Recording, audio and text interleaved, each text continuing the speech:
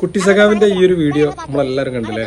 ഒട്ടുമിക്ക മലയാളികളും കണ്ടിട്ടുണ്ടാവും. എല്ലാവർക്കും ഭയങ്കര ഇഷ്ടമായില്ലേ? കക്ഷി രാഷ്ട്രീയ ഭേദമന്യേ ആ മക്കളുടെ ആ ഒരു ഭയങ്കരമായിട്ടുള്ള എന്താ പറയാ നിഷ്കളങ്കതയിലുള്ള വീഡിയോ മാത്രമല്ല, സെക്രട്ടറിനെ പരിചയപ്പെടുത്താൻ വേണ്ടിയിട്ടുള്ള ഒരു വിളി ഉണ്ട്, ഇങ്ങോട്ട് വാ, പിന്നെ ഇതൊന്ന് പിടിക്കുക, ഞാൻ സെക്രട്ടറിനെ പരിചയപ്പെടുത്തട്ടെ എന്നുള്ള സാധനമൊക്കെ ഭയങ്കര രസമായില്ലേ? നമ്മള് പൊതുവേ ലൈക്ക് അടിക്കാത്ത ആളുകൾ കൂടി ആ വീഡിയോക്ക് ലൈക്ക് അടിച്ചിട്ടുണ്ടാവും, കമന്റ് ഇടാത്തവർ കൂടി ആ വീഡിയോക്ക് കമന്റ് ഇട്ടുണ്ടാവും.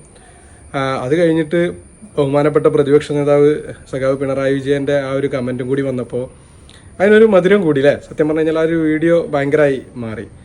അപ്പോഴാണ് മെറ്റ അത് പിൻവലിക്കുന്നത്. പക്ഷെ മെറ്റ അത് പിൻവലിക്കാനുള്ള കാരണങ്ങൾ ജെമിനിനോട് ചോദിച്ചപ്പോൾ 3 കാരണങ്ങൾ പറയുന്നുണ്ട്.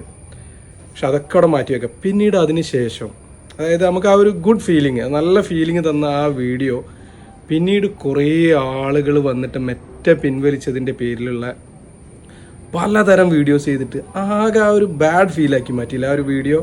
അതായത് നമുക്കുണ്ടായിരുന്ന ആ ഒരു മക്കളോടുള്ള ആ ഒരു ഇഷ്ടം വരെ ഇല്ലാതാക്കുന്ന രീതിയിലുള്ള ഒരുപാട് വീഡിയോസ്, അതും അറിവുണ്ട് എന്നൊക്കെ കഴിഞ്ഞ കുറച്ച് കാലങ്ങളായിട്ട് നമ്മൾ വിശ്വസിച്ചിരുന്ന ആളുകളൊക്കെ വന്നിട്ട് മെറ്റൻ്റെ കാര്യത്തിലൊക്കെ പൊട്ടത്തരങ്ങൾ വിളിച്ചു പറയാം.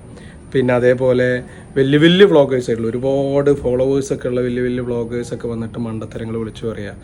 അറ്റ്ലീസ്റ്റ് ജെമിനിനോട് ചോദിച്ചു കഴിഞ്ഞാൽ കാര്യം അറിയാം, ചാറ്റ് ജിപിടിനോട് ചോദിച്ചാലും കാര്യം അറിയാം.